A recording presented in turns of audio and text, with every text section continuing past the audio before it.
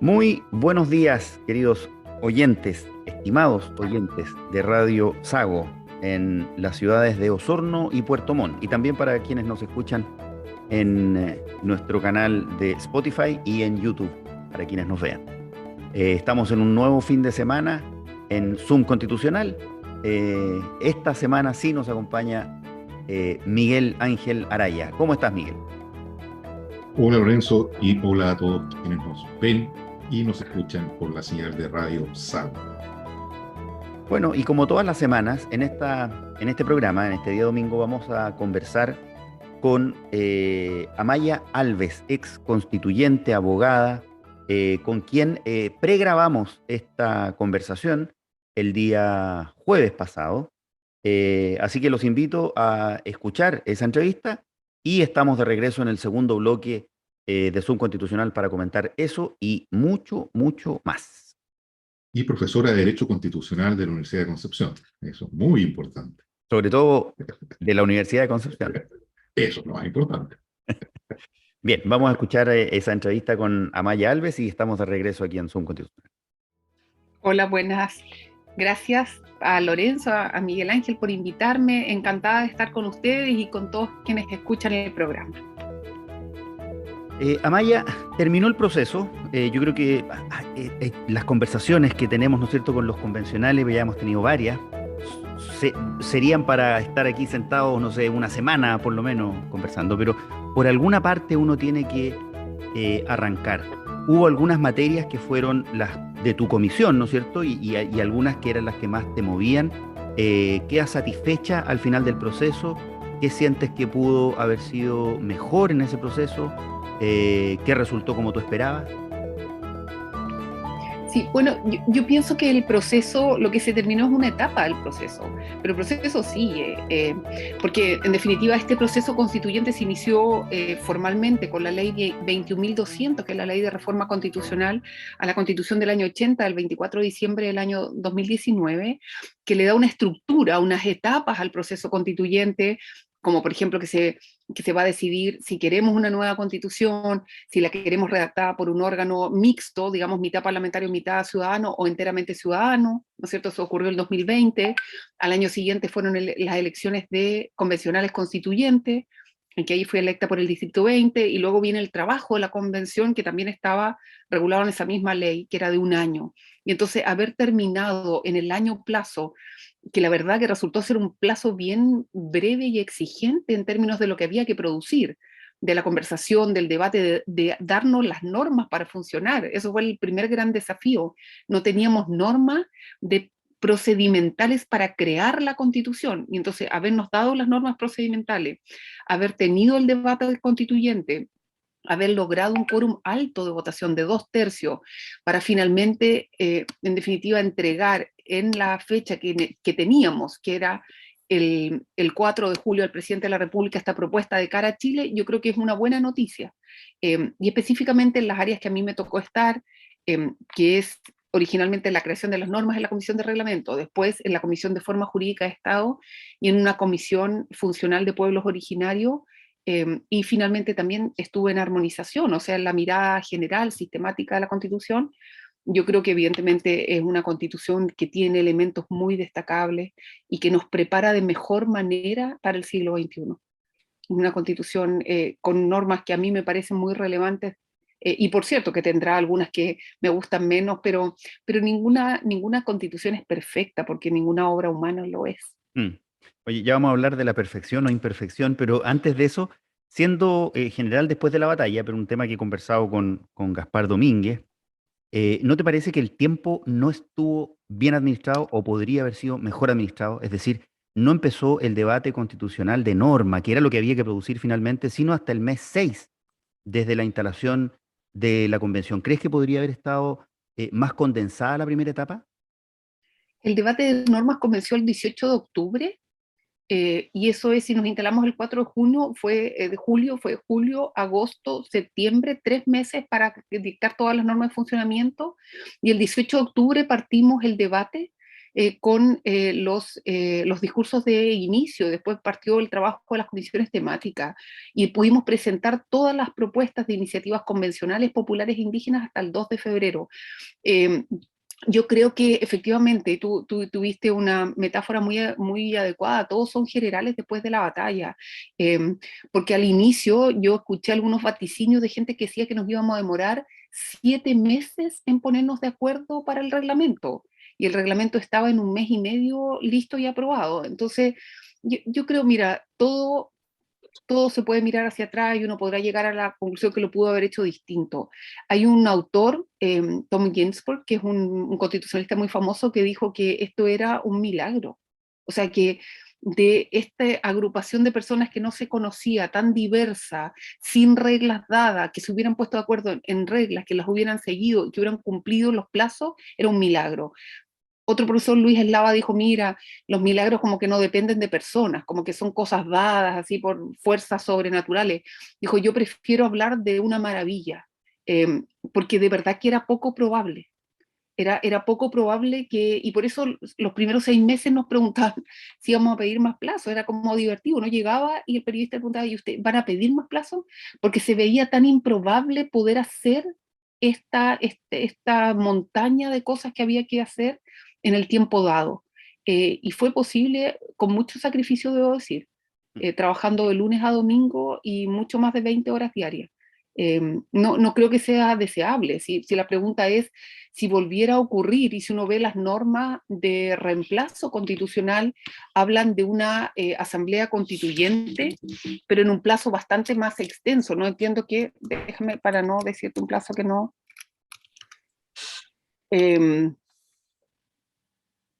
no, lo voy a buscar. Claro, es un plazo que es mayor a 1 año de todas maneras. En el capítulo 11º, que es el de reforma y reemplazo a la Constitución, se habla justamente de la posibilidad de reemplazar, ¿no es cierto? Y el plazo que se da para... Ay, Yo no sé si tiene plazo, ¿ah? es que sí, yo creo que sí. Sí, el artículo 387, cuando habla de la Asamblea Constituyente, cuya única función es la redacción de la nueva propuesta, o sea, el reemplazo de la Constitución, dice, una ley regulará su integración, el sistema de elección, su duración, que no será inferior a 18 meses. O sea, 1 año y medio es el mínimo, más. como el piso.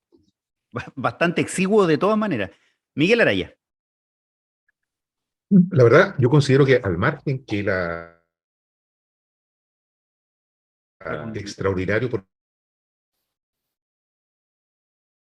¿Está con algún problema de... ¿Estás con algún problemita de señal, Miguel? Pero ahí parece que te estamos escuchando bien. No te escuchamos nada, así que... Ya, Yo pensé que era yo, qué bueno no ser yo. No. Está Miguel ahí con algún problema. ¿Mm? Bueno, Maya, mientras logramos enganchar con Miguel, y para no quitar tanto tiempo, entrando a forma de Estado. En forma de Estado, la apuesta, como lo planteo yo, me parece que es gigante, porque es un cambio, no voy a decir copernicano, pero es un cambio muy, muy trascendente a nivel de la estructura, ¿no es cierto? Y yo he sostenido en este programa que vamos a tener un larguísimo proceso de instalación de esa estructura que se definió. Em, ¿Te parece a ti que podría haberse buscado una alternativa intermedia, ¿no es cierto? Es decir, fortalecer las estructuras que actualmente existen. Nosotros ya tenemos un gobernador regional, tenemos cores que son electos popularmente, y haberle dado mayores grados de autonomía a esas mismas instituciones de cara a que este proceso, digamos, fuese, por así decirlo, continuo, un proceso en la marcha y con miras a que en un futuro, ¿no es cierto?, cercano, no necesariamente tan lejano, esto pudiese haber adquirido este carácter de territorios, ¿no es cierto?, más autónomos en la lógica que quedó planteada finalmente en el texto constitucional. No entiendo muy bien la pregunta, Lorenzo. No sé si me preguntas si considero que fue mucho lo que se propuso en la Constitución. Y si esa es la pregunta, mi respuesta es que no. De hecho, fue lo que se consagró, fue lo que se debatió y tuvo la votación, tuvo el apoyo de los 2/3. Es más, las normas de forma jurídica de Estado son las normas que en muchos casos lograron 150 votos, o sea, prácticamente una votación unánime. Entiendo que de las 8 votaciones casi unánimes de la Convención, 6 son de forma de Estado. Y entonces yo creo que a cualquier persona le hace mucho sentido las normas de forma de Estado. Son objetivos de descentralización efectiva que llevan décadas en nuestras regiones, décadas, esta idea del centralismo como una anomalía, que las decisiones las tome un burócrata en Santiago sin conocer la realidad territorial. Eh, por supuesto que son desafíos también a las entidades locales. Uno tiene que pensar que tiene que trabajar para que no se replique el centralismo regional, el centralismo nacional a una escala menor, o sea que finalmente la capital regional sea otro tipo de centralismo. Tendremos que trabajar en las normas sobre corrupción para que finalmente esto no quede entregado a las élites locales. O sea, por cierto que hay desafíos, pero yo lo veo como algo muy positivo, es una especie de mayoría de edad, una ciudadanía regional, preocuparnos realmente de que las decisiones políticas sean tomadas con la mayor cercanía posible a los lugares donde habitan las personas. A mí no me parece ni disruptivo, ni al revés. Yo cuando lo voy a hablar a la comuna, a las localidades, a las organizaciones, la gente está muy contenta. Ahora hay que ver, por cierto, su implementación, que va a ser gradual. Esto no va a ocurrir el día que se apruebe la Constitución. Su implementación, por cierto, que va a tener que ser gradual, van a tener que dictarse leyes, van a tener que adecuarse a instituciones. Tú dices, ¿por qué no seguir con las instituciones? Pero si con las instituciones que hay seguimos. El alcalde, el consejo municipal, los CORES se llama Asamblea Regional, el mismo gobernador, con organismos que buscan crear coordinación entre ellos, el Consejo de Gobernaciones, el Consejo de Alcaldes y Alcaldesas. De hecho, se mantiene exactamente la misma estructura institucional, lo que pasa es que se potencian las competencias y los recursos disponibles. No, me parece de hecho una apuesta no solo responsable, sino que muy necesaria. Esto no lo he dicho yo, esto lo ha dicho el Banco Central, el Banco Mundial, lo dijo la OCDE hace más de 10 años que está pidiendo a Chile que descentralice fiscalmente. Yo O creo que sea, el el punto, Maya, no está en la necesidad. En la necesidad yo creo que hay consenso pleno. Y además, si uno se va a ver la Constitución del 25, en la Constitución del 25 las discusiones eran exactamente las mismas. Se claro. crearon las asambleas provinciales, de las que nunca se dictó la ley y nunca se implementaron. Entonces, el planteamiento que yo hago es, bueno, ¿no era mejor potenciar lo que tal cual existe hoy día, sin la necesidad, digamos, de un desafío a nivel legislativo tan importante? Pero ya no, nos diste tu pregunta. No, Miguel sí, lo que Araya. pasa, Lorenzo, es que hay otro tema ahí. El centralismo también es un poquito el status quo. Y entonces, si tú no cambias nada, si tú lo llamas de la misma manera a los órganos y al Estado, lo más probable es que no pase nada. Porque te van a decir, pero si es lo que tenemos. Usted dijo Estado unitario, es lo que tenemos. Usted dijo, no sé, core, es lo que tenemos. Entonces, el cambio a veces hay que nombrarlo. Si tú de verdad quieres hacer un giro en una efectiva descentralización territorial, lo más probable es que no puedas usar el mismo nombre ni decir que estás haciendo lo mismo, porque el centralismo está naturalizado. Si tú no dices nada, vamos a tener un régimen centralista. Porque la gente lo tiene como, la cabeza la tiene seteada para que este país sea uno de los más centralistas del mundo. Y eso evidentemente va en contra de la misma región metropolitana. Si no es natural que el 70% de la gente joven de este país viva en Santiago, ¿cómo va a ser eso adecuado? ¿Qué prospecto de oportunidades le ofrecemos a los jóvenes que viven en los territorios? ¿Qué futuro? Si no En, tenemos, digamos, en el cierta diagnóstico, capacidad propia. sí, sí, en el diagnóstico estamos todos de acuerdo. Miguel Araya. Ahora sí. Decía yo que el trabajo de la Asamblea Constituyente de la Convención no solamente fue notable desde el punto de vista de la exigencia que significó en tiempos de dedicación, sino que desde mi personal punto de vista, el producto que se ha entregado es de muy buena calidad. Indudablemente yo coincido con Amaya en el sentido que hay cosas que a uno podrán gustarle más o menos. En lo personal, por ejemplo, yo lo he expuesto ya varias veces en este programa, no me gusta el sistema presidencial. A mí me hubiese gustado un modelo más parecido al francés. Pero bueno, lo grueso es que existe un potentísimo esquema de derechos sociales garantizados al amparo del Estado Social y Democrático de Derecho, lo que significa, sí, copiándote un poco, Lorenzo, un giro copernicano respecto de lo que tenemos en la Constitución del 80, que en lugar de proteger y garantizar derechos universales, lo que hace es crear libertades para el mercado pueda suplir o proporcionar esos derechos. Y de contrario, lo que es la segunda parte de la Constitución establece un sistema de división del poder de manera, desde mi punto de vista, bastante adecuado. Eh, lo que permite, lo que estamos hablando recién, el desarrollo, por ejemplo, de las regiones.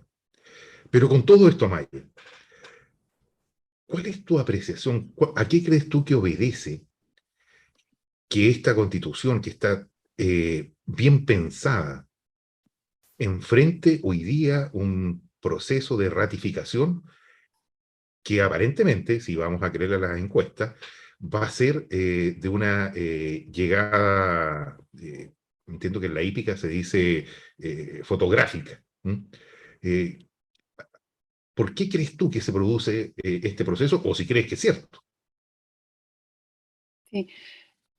Yo también lo he pensado, yo también lo he reflexionado, porque si uno examina las normas, claro, a uno le podrá no gustar una en particular, pero si uno lo ve en general y examina los capítulos y analiza, por ejemplo, la estructura del capítulo de derechos fundamentales, que es el capítulo segundo, que incorpora elementos que no estaban reconocidos antes en materia de vivienda, en materia de derecho a la ciudad, en materia de derechos sexuales y reproductivos, en materia, bueno, en muchas materias de inclusión de grupos de especial protección, personas adultas, personas en situación de discapacidad, niños, niñas y adolescentes. Mi impresión es que desde el punto de vista normativo, como catálogo de derechos, es muy superior, en términos incluso de la estructura, porque los derechos tienen que tener una estructura del tipo ius fundamental, que al menos en la Constitución del 80 es bastante débil, y aquí hay una propuesta sólida. Yo creo que en parte algunos señalan, o el temor que hay es que eso quede solo en el papel, que sean bonitas expresiones, pero que no haya verdaderas garantías. Eso puede ser por un lado. Eh, pero es incomprensible de alguna forma. Por otro lado, pienso si uno analiza la estructura de las instituciones, que efectivamente esta descentralización territorial es novedosa, pero también hay un capítulo interesante sobre buen gobierno y función pública, tomando mucho más en serio la distinción entre gobierno y administración. Y entonces, tomando en serio la administración como una carrera funcionaria que tiene que cumplir unos parámetros que en Chile evidentemente no hemos llegado ahí.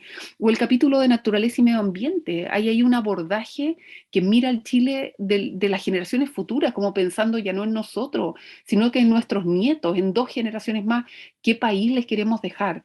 Ahora ha nevado mucho. Estos eventos en que está nevando en ciudades del Valle Central da cuenta que los eventos extremos desde el punto de vista climático son parte del cambio climático, o las temperaturas excesivas en verano, pero tenemos de alguna manera que prepararnos para eso, porque esa es la realidad futura. Y me parece que esta Constitución está mucho mejor preparada para abordar los temas del cambio climático y la crisis ecológica, o el Estatuto Constitucional del Agua, por ejemplo. Y entonces he pensado que una explicación posible es que son muchos cambios al mismo tiempo y que somos una sociedad relativamente conservadora desde el punto de vista jurídico, que duda cabe. Y entonces quizás nos cuesta procesar tantos cambios de manera conjunta. Tema aparte que yo creo que hay que superarlo por un rato es el tema de la Convención Constitucional. Yo creo que ahí también la otredad, o sea, esta idea de quién está capacitado para hacer normas jurídicas, también tuvo de alguna manera su momento de incomprensión, porque como gente común y corriente, mujeres, dirigentes sociales, pueblos originarios van a dictar las normas constitucionales. Pero eso yo creo que con perspectiva histórica va a ser una buena experiencia, digamos, para la historia constitucional chilena, pero yo creo que hay que dejarlo reposar un rato. Pero mi impresión es que esta constitución ofrece numerosas novedades, cambios de paradigma en varias temáticas, en varias materias, y que a nuestras estructuras del poder, algo conservadora y bastante deseosas del status quo, porque cualquier cambio supone cierto temor de ese cambio o la incomodidad de algo que va a funcionar de manera distinta, le produce digamos, la idea de que es mejor esperar, de que mejor no lo hagamos tan profundo, que mejor no lo hagamos ahora, que a lo mejor no es el momento. Pero perdemos de vista la razón por la cual llegamos a la Convención Constitucional. Eh, y también no hay que perder de vista lo que dice el artículo 142 de la Constitución vigente. El artículo 142 vigente señala que la pregunta del plebiscito constitucional es: ¿aprueba usted el texto de la nueva Constitución? Uno puede aprobar o rechazar. Y el inciso final señala: si la cuestión planteada a la ciudadanía en el plebiscito ratificatorio fuera rechazada, continuará vigente la presente Constitución. Esa es la única respuesta posible. Ese es el artículo 142 de la Constitución vigente. Y nosotros como abogados no podemos sino repetir la norma vigente. Y entonces, si se mantiene la Constitución vigente, a mí me parece que estamos muy mal preparados para el Chile del siglo XXI. Sí, volviendo al tema de la profundidad de los cambios, porque yo comparto 1000% lo que tú acabas de decir. Es decir, a mí evidentemente me surge como obvio que la amplitud, ¿no es cierto? Y la profundidad en la decisión de la convención de abordar estos cambios son los que generan esta adversión propia de una sociedad conservadora. Pero ahí quiero hacer un vínculo, porque tú dices, y esto es de nuestras élites que no quieren el cambio. Pero las élites no son, digamos, 5 o 4 o 3,5 millones de votos. Va a ir a votar el ciudadano común. Entonces, ¿cómo se hacen cargo, ustedes como convencionales, de la opinión que tiene el ciudadano común y corriente, que es el que va a ir a votar? Lo que pasa, Lorenzo, yo soy una ciudadana más, yo no siento que yo tenga una especial responsabilidad, yo creo que las responsabilidades, como toda la vida, son compartidas. Mi responsabilidad como convencional terminó el 5 de julio y yo creo que ahora hay una responsabilidad que tenemos todos los que están escuchando este programa, ustedes y yo, que es analizar el texto de la propuesta constitucional, tratar de averiguar cuál es la verdadera interpretación de esa norma, porque aquí yo he visto mucho uso malicioso de las normas, o sea, se dan unas interpretaciones que son absurdas, y Perdona que te la interrumpa, interpretación María. constitucional tiene una lógica interna. Sí, pero perdona que te interrumpa, pero te quiero llevar al punto que te estoy planteando. O sea, cuando tú dices, mira, esta es como que fuera la visión de las élites que no quiere el cambio, pero si le creemos en algo a las encuestas, al menos podremos decir que un 50% del país, ¿no es cierto?, pareciera ser que no está contento, ni está tranquilo, ni cómodo con este cambio, y hay otro 50% que sí lo quiere. Entonces, ¿cómo asocias o disocias tú esta idea que planteas, ¿no es cierto?, que pareciera ser que solo las élites son las que no quieren este cambio? Porque yo creo que tú tienes razón. La aversión al cambio es porque somos una sociedad conservadora y la convención se desentendió de eso y propuso un cambio más allá, creo yo, de lo que esta sociedad iba a admitir de buena manera. Sí, yo estoy en una parte de acuerdo con lo que señalas y en otra no. La pregunta sería: ¿quién maneja los canales de información hacia la ciudadanía? Y yo creo que eso siguen siendo las élites, o sea, quienes detentan los dueños, los medios de comunicación social, la parte de ellos proclive sin duda al rechazo, o sea, basta leer La Segunda, El Mercurio, para darse cuenta cuál es la línea editorial, digamos, no estoy diciendo nada que alguien pudiera decir: oh, esto yo nunca lo había pensado, digamos.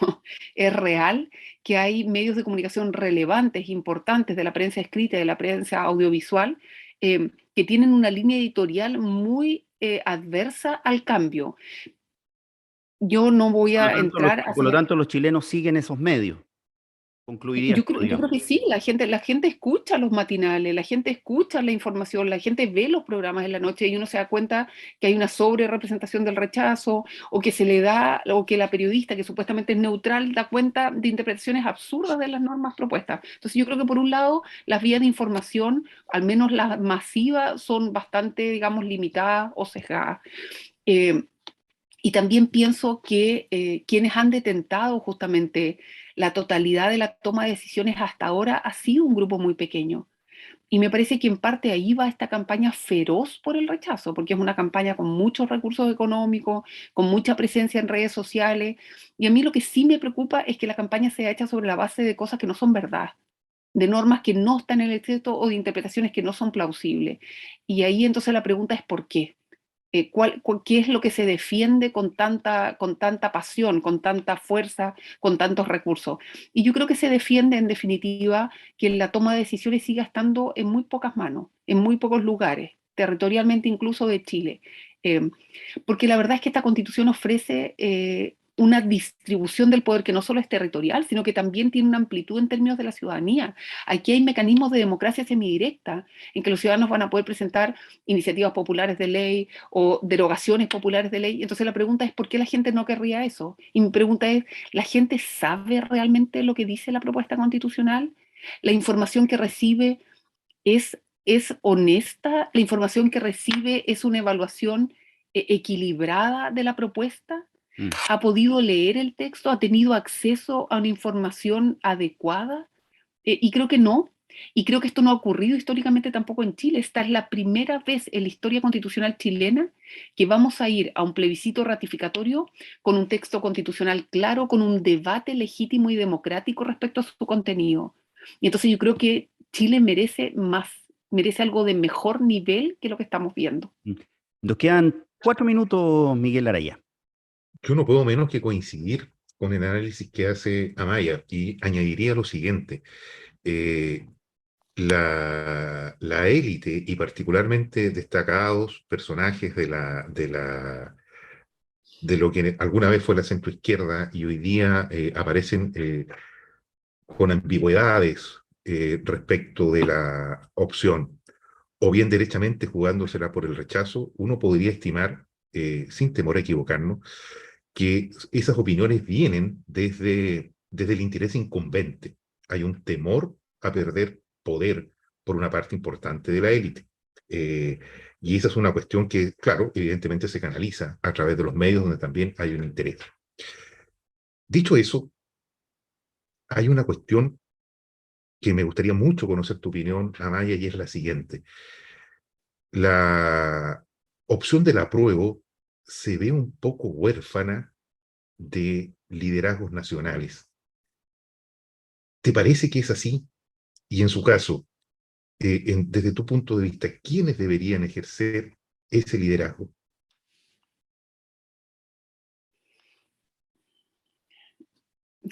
No tengo la respuesta para eso. O sea, si la pregunta es si son los convencionales, yo creo que no. No, Yo creo yo que esa época coincido pasó. contigo. Yo creo que esa época pasó, los convencionales hicimos el trabajo que hicimos, bueno o malo, pero ya está hecho, ya está disuelta como institución. Yo espero que salgan liderazgos de quienes tengan vocación por una carrera política, de parlamentarios que estén comprometidos. Ayer escuché decir, y con mucho orgullo, a la recién electa presidenta del Tribunal Constitucional, la doctora Nancy Yáñez, que es una gran profesora de Derecho Indígena en este país, de la Universidad de Chile.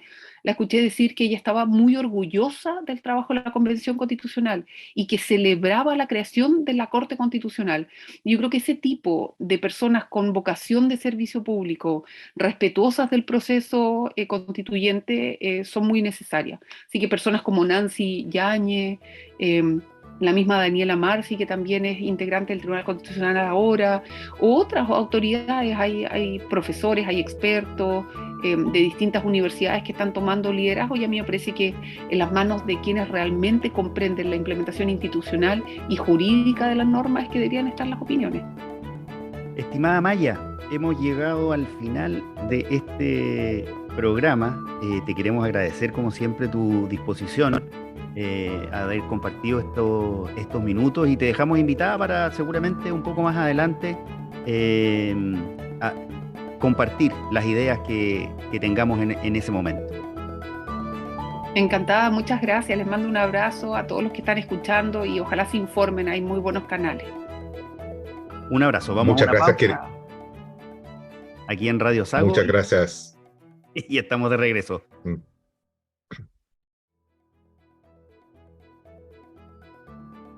Muy bien, estimados auditores, hemos regresado de la pausa. Interesante entrevista, Miguel, con la convencional Amaya Alves. Ahora, yo creo que de lo más relevante, creo que hay dos cosas. Una, me queda la sensación en algunas de sus ideas, de las ideas que plantea, ¿no es cierto?, de una cierta desazón por cómo ha sido recibido el texto por la ciudadanía. Entonces ella dice, mire, yo ya cumplí, y por lo tanto el resto le queda a la ciudadanía. Y este proceso se termina, nos dijo ella, en este plebiscito y no hay otro camino. Sin embargo, el día viernes tuvimos importantes noticias, ¿no es cierto?, que ya las comentaremos en detalle, pero lo que quiero señalar es que ese día jueves, y esto es muy importante que nuestros auditores lo sepan, ese día jueves cuando se grabó, tú anticipaste lo que iba a ocurrir a partir de otra noticia, la noticia donde el presidente Boris dijo, mire, no estoy pensando ahora en el cambio de gabinete, estoy pensando que esto va a ocurrir después del del 4 de septiembre. Y tú anticipaste lo que ocurrió, digamos, el día viernes. O sea, no sé si anticipé, pero era evidente que si no había cambio de gabinete, no se significa que no se estaba preparando un gobierno para enfrentar el plebiscito y ganarlo. Si el cambio de gabinete se va a hacer después del plebiscito, significa que va a ser un cambio de gabinete para control de daños. Eso es claro, porque todos sabemos que el gabinete actual no tiene conducción política porque la posibilidad de que la ministra Siches vuelva no sé si alguna vez lo tuvo, pero ejerza conducción y se recupere, eso no va a ocurrir. Es absolutamente imposible que pase. Por lo tanto, ahí hay una renuncia, pues yo creo que efectivamente está instalada la sensación que el rechazo es más potente que el apruebo. Yo no sé si eso será cierto, pero de que la sensación está instalada, no está. Va a haber que contar los votos. Recordemos que esta votación es bastante difícil de predecir. Por lo tanto, sacar cuentas alegres desde antes para un sector, yo lo veo todavía un poco no posible. Pero sí es cierto, reitero, que la sensación instalada en el aire es la que hemos descrito. Yo comparto tu apreciación. De hecho, para contextualizar, y como bien saben nuestros auditores, el día viernes el presidente Boric planteó que de ganar el rechazo habrá que establecer un procedimiento para un nuevo proceso constituyente y él plantea que esto debiera ser con elecciones de nuevos convencionales. Y desde una hoja en blanco, alguna de las noticias, esto lo dijo el ministro Jackson, un nuevo proceso con elección popular y con una hoja en blanco. Pero lo que sí es cierto, ¿no es cierto?, es que en ese orden de ideas vamos a enfrentar un proceso donde pareciera ser, ¿no es cierto?, que hay un sector que está entregando el resultado. Porque como bien dices tú, el gobierno que en principio decidió, ¿no es cierto?, vincular el éxito del proceso constituyente con el programa de gobierno, ahora parece bajándole, ¿no es cierto?, un poco los bonos a a esa energía inicial que tenía. Claro, el escenario es complicado. Como los auditores y quienes nos ven lo saben, mi personal posición está decididamente por el apruebo. No está por el apruebo por estas argumentaciones que se han venido dando esta última semana particularmente, en el sentido de que el apruebo es el camino más corto para cerrar el ciclo y donde necesariamente continuará el proceso corrigiendo o precisando aquellas cuestiones que pudieran haber quedado no bien acabadas o no bien terminadas en el proyecto. La verdad es que yo creo en el proyecto, a mí me parece un buen proyecto. Esa es mi principal razón para aprobar, no porque sea el camino más corto, pero siguiendo o habiendo dicho eso, si gana el rechazo, en lo personal, yo creo que nos despedimos para siempre de la posibilidad de una nueva constitución. En la derecha lo que está es, y ha sido siempre, la intención, la voluntad de mantener la actual constitución. Recordemos que la derecha viene firmando acuerdos desde el año 1985 para reformar sustantivamente la Constitución y los incumplió. Eso se llamó Acuerdo Nacional, fue incumplido por la derecha. Y desde ahí en adelante, cuando se habla, por ejemplo, de las decenas de modificaciones que se le han hecho a la Constitución, cuestión que es cierta, no es menos cierto que las modificaciones que se le han hecho han sido cuestiones de mero maquillaje. La esencia de la Constitución del 80 sigue estando ahí. ¿Cuál es la esencia? Precisamente aquello que provocó el estallido social, es decir, la falta de seguridad social. ¿Por qué? Porque en la Constitución del 80 se establece el principio de Estado subsidiario, en virtud del cual son los privados, mediante el lucro y la creación de negocios, quienes van a proveer bienes y servicios de carácter público. Si ese paradigma no se cambia como lo está haciendo adecuadamente el proyecto de hoy día, el problema va a continuar y yo no veo ninguna voluntad en la derecha, ni ahora ni nunca, por cambiar ese paradigma.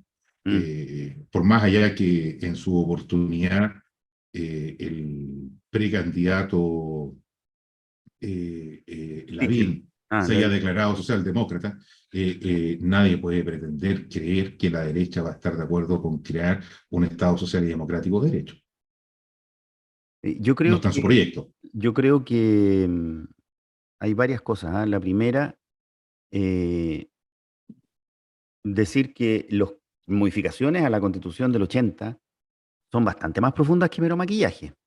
Habrá que reconocer que se eliminaron los senadores designados, que se eliminó el binominal, que existieron se eliminaron los senadores designados cuando dejó de ser una manija controlada por la derecha. Pero no importa. Irrelevante. No, es que sí importa. Pero se eliminaron. Es que sí importa, porque la razón importa. Estamos hablando de política. Y cuando se perdió el control de los senadores designados por la derecha, claro, se abrieron a modificarlo. Pero bueno, yo creo que no es relevante. Lo relevante, sí, pero yo creo que no es relevante. Lo relevante es que esos cambios ocurrieron. La supresión del binominal ocurrió. No es que no haya ocurrido, ocurrió en un intento de mejorar el sistema político y se empeoró, pero ocurrió el cambio. Y han existido otras modificaciones que son menores o que parecen menores, pero que son sustantivas. Recordemos que la Constitución originalmente hacía referencia y decía que todos los hombres nacen libres e iguales en dignidad y derechos, y eso se modificó, y hoy día la Constitución del 80 establece que todas las personas nacen libres e iguales en dignidad y derechos. Ahora, eso es lo primero, que a mí me parece que no es correcto decir que los cambios fueron mero maquillaje. Lo segundo, y que me parece que es lo importante, es que mientras la centroizquierda no adquiera la convicción de que la propuesta de constitución que se debe hacer no debe ser una propuesta hecha desde la lógica, ¿no es cierto?, de la convicción del buen vivir que yo tengo y de cómo debe ser el modelo de sociedad, sino que debe ser una propuesta que se ajuste a la realidad que pareciera ser que este plebiscito nos va a mostrar de todo el país, y no donde hay una mitad, como ocurrió con la Constitución del 80. No puede ser una Constitución donde hay una mitad que la tiene que soportar y otra mitad que la disfruta. Tiene que ser un instrumento de corte, obviamente, minimalista, que establezca grandes principios, que no establezca programas y que sea de un carácter de una democracia liberal. Esto es necesario y es insalvable. Y digo que la centroizquierda... Tú quieres hacer lo que estás diciendo que no se debe hacer. ¿Cómo así? ¿Perdón? Claro. Dices que no debe ser la creación desde el espacio de confort de cada uno, y tú ya estás planteando una constitución desde tu espacio de confort. No, porque precisamente... Respecto a tus convicciones. Acabas de decir, por ejemplo, que debe ser mínima, que debe establecer grandes principios. Eso no ha prosperado y no tiene relación con el constitucionalismo latinoamericano tampoco. Pero Miguel, es que en la medida que nosotros sigamos insistiendo en una constitución que ordena la vida de las personas y no en una constitución que ordena la vida en común de las personas, ¿no es cierto?, vamos a encontrarnos con estos fracasos. Esto es un fracaso. Sea cual sea el resultado del plebiscito, este periodo representa un gran fracaso de la política, porque no fue capaz de entregar un instrumento en el que estuviésemos todos no todos, en el que una gran mayoría, una mayoría importante, y he dicho yo más del 56%, más de los 4/7, estuviese de acuerdo. Y eso es un fracaso, y hay que reconocerlo, y hay que preguntarse por qué. Y cuando la pregunta al por qué se sigue respondiendo desde una óptica meramente teórica e ideológica, y no preguntándose, ¿no será acaso que estos ciudadanos que forman parte del país nos estaban pidiendo otra cosa? Yo quiero decir una sola cosa para cerrar, digamos, y darte la palabra. Aquí hay cuestiones que son ineludibles, a mi entender, en el proceso que viene. La primera es que debemos tener una nueva constitución. Y en eso yo al menos asumo un compromiso total desde este espacio. Y el segundo, que está vinculado con aquello, es que en esa nueva constitución es ineludible consagrar un Estado social y democrático de derechos y un amplísimo catálogo de derechos sociales, como es lo que está contenido en esta propuesta de borrador, en esta propuesta constitucional, pero sin caer en los errores graves en distintas materias que son lo que están haciendo fracasar el texto, independiente o además del fracaso del proceso. Claro, pero el punto central, el punto inevitable, es que la Constitución no adolece de los errores que se le indican, el proyecto me refiero. Es un buen proyecto indistintamente de si termina o no siendo aprobado. El punto está en cuál es el escenario en el rechazo. El escenario en el apruebo es clarísimo. Está la hoja de ruta. Se continúa con toda la bajada legal y los ajustes que sean necesarios. Si hay rechazo, no tenemos una hoja de ruta, no sabemos qué va a pasar. Claro, algunas personas dicen que el proceso constituyente debe continuar. En ese sentido, por ejemplo, el presidente de la República el día viernes recién pasado señaló que esto debía ser a través de una nueva convención. Se apresuró la derecha a salir al paso y decir que no, que esa cuestión debe ser resuelta primero que nada en el Congreso y que ahí se verá. Todos sabemos lo que ocurre en el Congreso. Es decir, no es precisamente un órgano eficiente. Por lo tanto, ahí ya vamos a tener una primera traba. Y lo más probable en ese escenario, creo yo, va a ser eludir la posibilidad de una nueva convención. Toda vez que existe por la élite bastante simpatía por las comisiones. Mira, y eso va a terminar mal. Como quiera que sea, el gran problema del rechazo es que no tiene hoja de ruta. es que no le queremos dar hoja de ruta. Y sobre todo la centroizquierda o la izquierda no le quiere dar hoja de ruta. Esa es la verdad de la milanesa. Entonces, yo comparto contigo de manera profunda y muy sincera dos cosas. La primera, el proceso debe continuar a través de una convención constitucional. A mí me parece que es el órgano adecuado para producir la conversación y el debate que el país necesita. Que en esta oportunidad se hayan cometido errores no quiere decir que ese no sea el camino adecuado. Por lo tanto, tú bien dices, la derecha rápidamente salió a decir, momento, las encuestas también nos dicen que la gente no quiere una convención constitucional.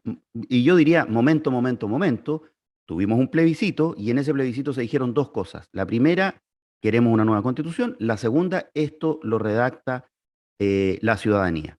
Y en eso me parece que yo por lo menos no me pierdo. Yo creo que ese es el camino. Ahora, hay que introducir correcciones al proceso, porque el proceso está lleno de problemas que, claro, me van a decir, como le dije yo a nuestra invitada, ¿no es cierto?, de general después de la batalla. Sí, pues general después de la batalla, porque después de la batalla yo puedo ver qué errores se cometieron, qué cuestiones funcionaron bien y cuáles hay que corregir. Y dentro de las que hay que corregir hay problemas de procedimiento. Por ejemplo, y esto lo has hecho ver tú, no puede ser que los convencionales elijan en qué comisiones participan, porque esto termina con el resultado bochornoso de la Comisión de Medio Ambiente, de la Comisión de Conocimientos, que terminaron aprobando un par de artículos guachos, ¿ya? Y sin muchas luces, digamos las cosas como son. Por lo tanto, ahí hay un primer elemento. Un segundo elemento, que lo he dicho yo y lo he sostenido y lo sostengo, a pesar de que a ti no te gusten las comisiones, la convención no debe redactar el texto. La convención lo que debe hacer es alcanzar acuerdos de contenidos, acuerdos políticos sobre el país que queremos y las reglas que nos queremos dar. Una comisión mandatada por esa convención de expertos debe redactar el texto que vuelve a la convención para luego ser sometido a una aprobación plebiscitaria. Esa experiencia no la estoy inventando, es la experiencia de Irlanda, me parece que es coherente y me parece además que conjuga dos elementos. Lo que las encuestas parecen decir, esto es, que la gente se cansó de la convención, pero yo diría de estos convencionales o de algunos de estos convencionales. Y lo segundo es que incorpora un elemento de técnica legislativa, de técnica legal, que no debe ser despreciado, ¿ya? Entonces, estoy de acuerdo contigo perdón, estoy de acuerdo además con el presidente Boric en cuál es el camino que debemos seguir. La pregunta, Miguel, es, y como te lo dije al principio de mi intervención, ¿nos queremos dar esta segunda oportunidad o no queremos? Porque pareciera ser que la izquierda prefiere quedarnos con la Constitución del 80 porque siguen convencidos de que de esa manera el apruebo tiene alguna opción. No lo sé. No puedo responder tu pregunta porque no lo sé. Yo no sé lo que está pensando la izquierda. Entiendo que cuando te refieres a la izquierda, dice relación con el Partido Comunista y el Frente Amplio. No sé qué están pensando. Por lo tanto, no puedo responder esa pregunta. Lo que queda y lo que subyace con todo es que lo que tú estás señalando no pasa más allá de ser un deseo, no dice relación con la realidad. Nada indica que se vaya a elegir una nueva asamblea constituyente, con más y mejores reglas, claro, puede ser, pero eso es simplemente deseo. Pero Miguel, estoy de acuerdo contigo.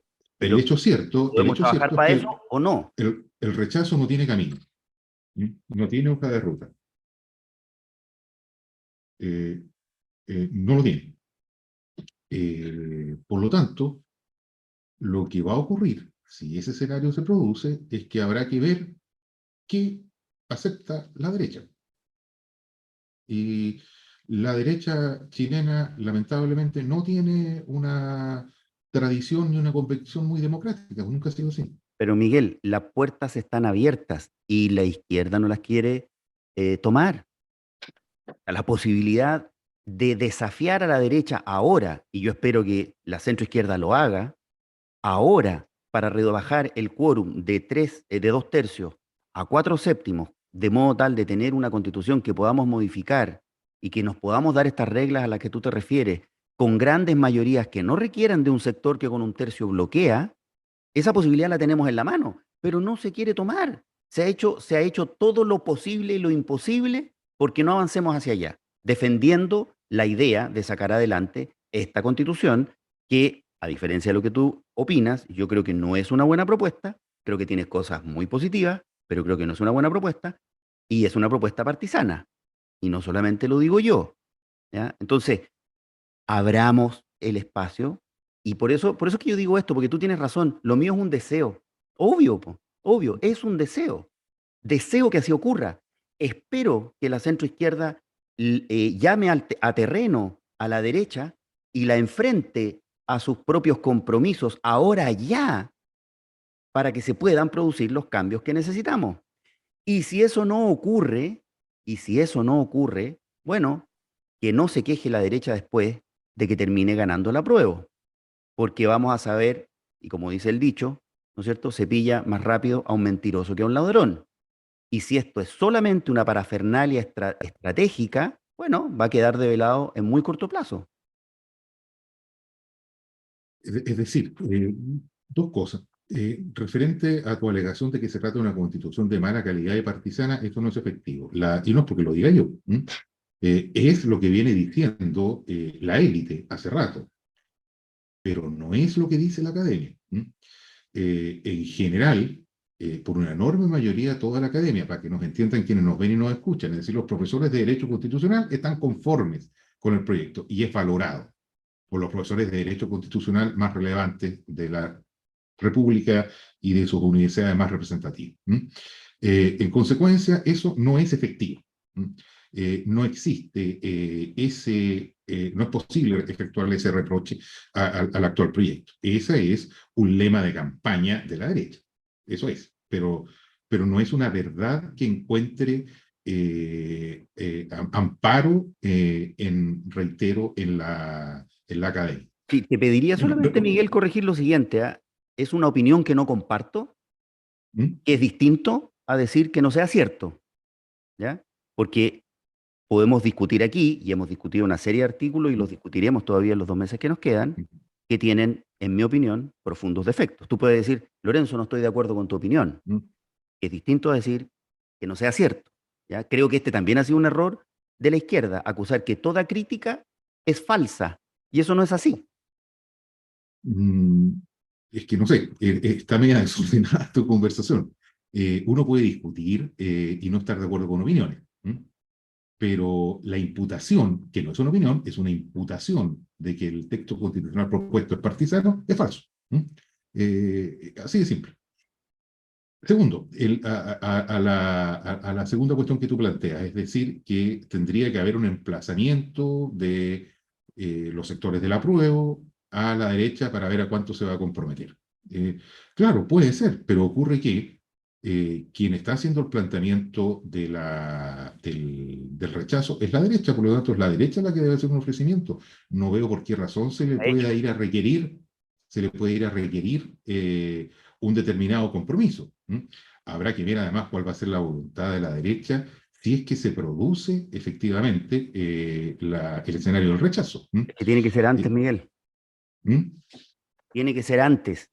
Y lo que ha planteado la derecha recogió el guante del proyecto de la senadora Rincón. La senadora Rincón dice, bajemos el quórum de modificación de esta constitución a 4/7. Y la derecha recogió el guante y dijo, aquí están todos nuestros votos. Se aprobó en forma unánime en comisión. Entonces, ¿qué otro gesto se quiere? Oye, pasemos el proyecto rápido. Y el senador Latorre, ¿qué hace? Intenta patear la pelota al córner, porque sigue convencido de que no tenemos que tener acuerdo, que no tenemos que bajar el quórum. Forcemos esta cuestión. Es que yo no puedo coincidir con tu análisis. Es legítimo. Me resulta imposible, porque yo veo la realidad desde una perspectiva distinta. Esta no es una cuestión. ¿Dónde está el conflicto aquí? ¿Dónde está el conflicto? ¿Es un conflicto entre derechas e izquierdas? Eso es. Aparentemente no, porque ocurre que destacadas figuras de la centroizquierda o han sido bastante acuosos en sus posiciones, como el expresidente Lagos, y muchos otros definitivamente han declarado públicamente que están por el rechazo. Entonces, esta no es una cuestión, reitero, donde el conflicto esté entre derechas e izquierdas. No, sí lo es, Miguel. Estás olvidando el tercio. ¿Dónde está el conflicto? Eso no es que, ojo, decir que el conflicto no está entre derechas e izquierdas no significa que las derechas e izquierdas no existan. Lo que estoy diciendo es una cosa distinta. Y es que el conflicto no está ahí. ¿Dónde está el conflicto? ¿Qué es lo que le molesta a la élite? A la élite le molesta la forma en que la Constitución propuesta diseña la distribución del poder, no le gusta. Quiere mantener, por ejemplo, el Senado con las mismas atribuciones que hoy día conocemos, no le gusta el regionalismo, y por supuesto no le gusta el Estatuto de Garantías. ¿Quién hizo eso? Fueron los ciudadanos que resultaron electos. Entonces, eso me demuestra, a mí de manera absolutamente prístina, que el conflicto está entre la élite y la ciudadanía. Ahí está el conflicto. Yo creo que nos estamos olvidando, Miguel. Y resulta... Hay varias élites. Resulta... No, la élite es una sola. No. La élite es una sola. Y ha actuado siempre bajo la lógica corporativa. ¿Fernando Atria no es élite? ¿Fernando Atria no es de la élite? De la élite política. Patricio Fernández Chadwick no es de la élite. No son de la élite política. No son ellos quienes han tomado nunca las decisiones. las decisiones se toman por un grupo de políticos que todos conocemos. Esa es la élite, los que Mira, verdaderamente toman las decisiones. sí, yo creo que, Los planteamientos del profesor H no prosperó ninguno. pero da lo Ninguno. mismo, pero el hombre no podemos sostener que pertenezca al pueblo. O sea, o sea, hay un grupo de convencionales que son de la élite y cuyas ideas, porque yo creo que tú no aciertas al decir que ninguno de sus planteamientos prosperó. Yo creo que muchas de sus ideas están planteadas en el texto constitucional. O sea, De de pronto, partida H estaba por el parlamentarismo. Esa cuestión se sí, mantuvo, bueno, lamentablemente, el sistema presidencial, que yo sí, creo que es una de las cuestiones que precisamente habría que haber cambiado. sí, bueno, y como nos dijo Fachaín, nos quedamos con un sistema político que tiene Camerún también. Ahora, Eso no lo sé, nunca lo he ratificado. yo No tampoco. hablo, no hablo, Zulú. no sé qué lengua hablan en Camerún, probablemente francés, o algún dialecto de ese tipo, no sé qué hablan. No conozco su constitución, no sé Oye, si existe o no existe una, un sí, sistema de ese tipo en Camerún, pero lo que sí queda claro, que al decir es lo que tiene Camerún, es una visión absolutamente denostativa de Camerún. Eso es lo que busca esa frase explotar. ¿Ah? Miren lo que tienen en África, digamos, el último lugar del mundo. Hay una visión denostativa. nosotros Si somos el yo, último lugar del mundo. si yo fuera camerunés, estaría tremendamente molesto de escuchar esa declaración. Oye, nos quedan 4 minutos. Yo creo que estamos en un momento de shock, que se venía dando hace algún rato. Y es un shock dado por varios elementos. ¿Ah? La idea, yo creo que adentro de la convención nunca terminó el 18 de octubre. El 18 de octubre se mantuvo enclaustrado, encapsulado, ¿ah? Dentro de ese grupo de personas. Y afuera, el 18 de octubre sí pasó. Y además hubo una pandemia. Y hubo un Estado que se le decía que no estaba nunca presente, y hubo un Estado que estuvo muy presente. Entonces creo que pasaron cosas y creo que a esta distancia ha llegado el momento de empezar a mirar qué significó verdaderamente el 18 de octubre. Eh, ¿Cuáles son sus alcances? Ha salido recién, ya lo compré, pero todavía no lo puedo leer, un libro de Cristóbal Belolio, que creo que se llama El momento populista de Chile, refiriéndose al 18 de octubre, y donde él señala como idea fuerza, ¿no es cierto?, que responde ese periodo a un momento populista que a una revolución en contra del neoliberalismo. Yo creo que hay que hacer el ejercicio de escuchar, y por sobre todo vamos a tener un periodo de campaña, yo creo, bastante duro, y yo no doy por descontado que pueda ganar el apruebo. A mí me parece que esto está recién partiendo, y van a ocurrir muchas cosas y los votos hay que contarlos. Bueno, y Claro. como tú dijiste, yo estoy por el rechazo, ¿ah? Para que, no sé si se había notado. Es probable, es probable. Claro, la situación va a ser muy compleja y va a ser más compleja aún si efectivamente se produce el escenario del rechazo. Efectivamente hay que esperar contar los votos. Yo creo que es muy difícil anticipar el resultado del plebiscito. Creo que en cualquiera de las dos situaciones, pensando, estamos hoy día en el aire, siendo el día domingo 17 de 17. julio. Mm. A esta fecha, no es posible todavía predecir el resultado de la elección. Ojalá que se mantenga la campaña, que puede ser muy dura, eso para mí no es una causa de mucha preocupación. Lo que me interesa es que sea una campaña en base a contenidos. Eso sería lo ideal, entendiendo que las campañas no se tratan, la forma de comunicar en política no es decirle a las personas léanse la Constitución, por supuesto que no, pero tiene que acercarse de la mejor manera posible a la expresión de los contenidos. Y está ahí, pues, este proyecto fue el que surgió de la ciudadanía. Todas las regulaciones, por ejemplo, en materia de medio ambiente, fueron efectuadas por convencionales que son activistas medioambientales. Por eso, la norma no le agrada a la élite. Bueno, hemos llegado al final del programa, querido Miguel. Nos encontramos la próxima semana, espero, con un cierto escenario para poder ir analizando sin tanto cambio. Tenemos tanta volatilidad que una semana es un año. Exactamente. Nos despedimos de ustedes, queridos auditores. Nos encontramos la próxima semana en Zoom Constitucional. Muchas gracias a todos por ver y por escuchar.